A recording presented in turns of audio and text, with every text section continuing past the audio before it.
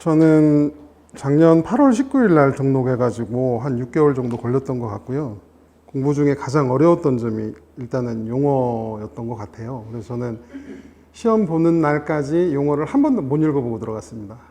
숙제 내고 뭐 하느냐고 정신이 하나도 없었고, 제일 중요한 건 장판지입니다. 장판지. 저는 그랬어요. 제가 건축을 3개월 만에 끝냈었고 토목을 6개월 차에 끝냈는데 결국에는 장판지밖에 쓸 게 없더라고요. 장판지는 아무튼 옆에서 누가 건들면 툭툭 나올 정도로 달달달달 외우고 있었어요. 장판지 외우는 방법도 좀 아셔야 될 것 같고, 사실 장판지 외우는 것도 힘들어요.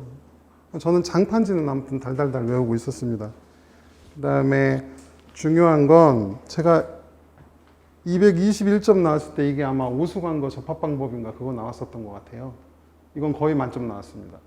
그러니까 제가 말씀드리고자 하는 건 교수님이 나눠주시는 유인물이 있어요. 장판지나 책에 나오는 거 말고 그것도 허투루 볼 일은 아니더라. 제가 요거 시험 보기 전날 봤어요. 전날. 근데 오수관거 접합방법 이런 거 외우기도 쉽고, 그러니까 아무튼 그런 유인물을 좀 잘 보셨으면 좋겠고, 그다음에 저는 발주처에 근무를 해서 시공 경험은 거의 없습니다. 저는 현장 경험 하나도 안 썼어요. 건축 때도 마찬가지고 토목 때도 마찬가지고. 그리고 제가 15점인가 나온 점수가 있었어요. 근데 저는 그거 아는 문제라고 열심히 썼거든요. 실제로 모르는 문제가 점수가 훨씬 더 많이 나왔습니다. 그러니까 이게 교수님도 나중에 말씀은 하시겠지만, 아는 문제는 빨리 쓰고 모르는 문제를 어떻게 쓸지 고민을 좀 많이 해야 되고, 모르는 문제는 결국은 장판지밖에 쓸 게 없습니다. 이게 좀 비슷하다 싶으면 장판지 외웠던 건 달달달달 외워가지고 그냥 다 때려 쓰고 나왔습니다. 그림, 표.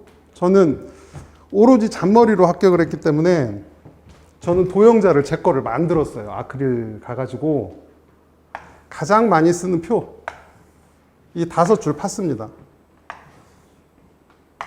요거요, 자대고 그리려면 시간이 없어요.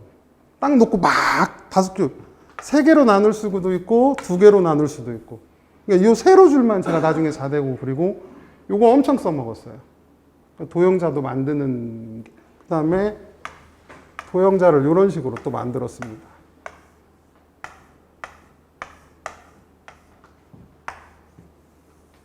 파기는 요 3개만 팠어요.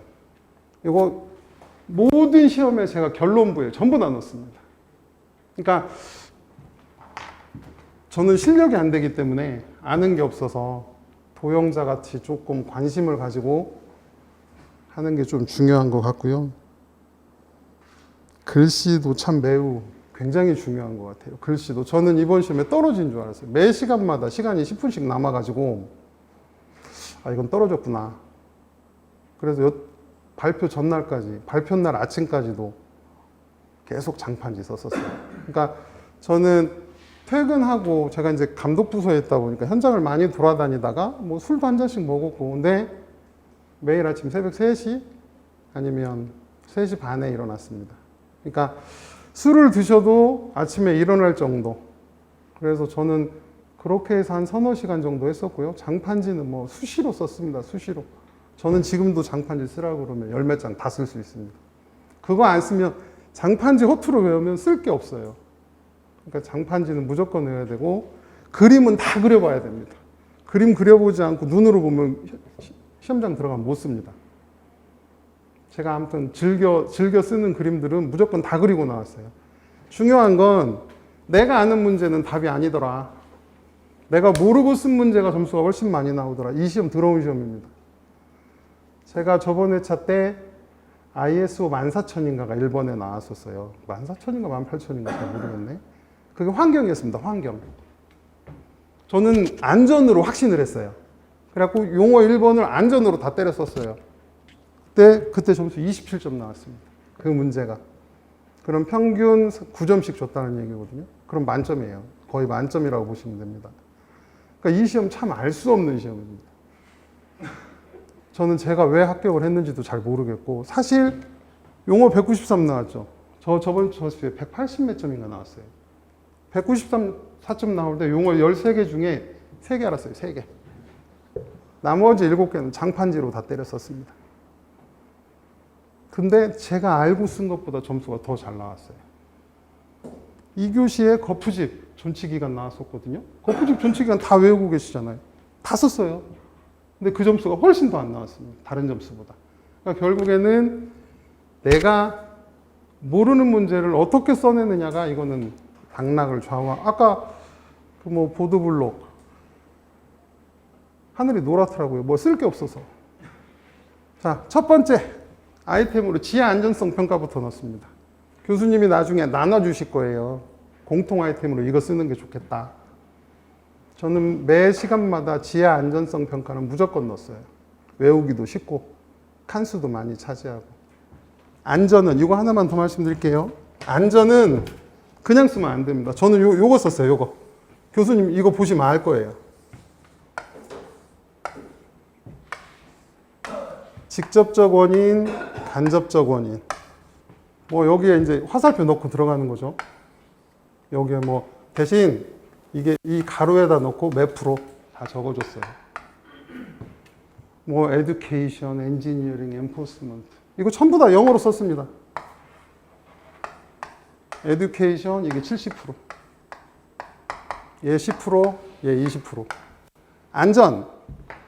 제 안전성 평가하고 안전관리. 안전관리 무조건 적었었어요. 그러면 안전관리를 글씨로 쓰는 것보다 훨씬 낫습니다. 그 다음에 산업안전보건관리비. 지금도요, 지금도. 293-186-5349-197. 그거 금방 외워지거든요. 표를 어떻게 그리냐의 문제지. 그러니까 이게 저는 그렇습니다. 뭐 공부 열심히 하셨겠지만 이 시험은 알 수 없는 시험이고 잔머리 잘 쓰는 사람이 무조건 이깁니다. 그냥 우직하게 용어 몇 천 개 다 외우는 사람은 할 수가 없어요.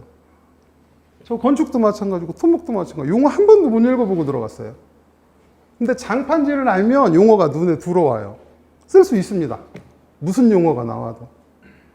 자신감을 가지셨으면 좋겠고 도형자도 본인이 맞는 거 있으면 조금 만들어보는 성의도 있어야 되지 않을까 저는 그렇게 생각합니다. 이상입니다. 질문하세요. 질문 없으시면 박수로 마무리하겠습니다. 맞습니다.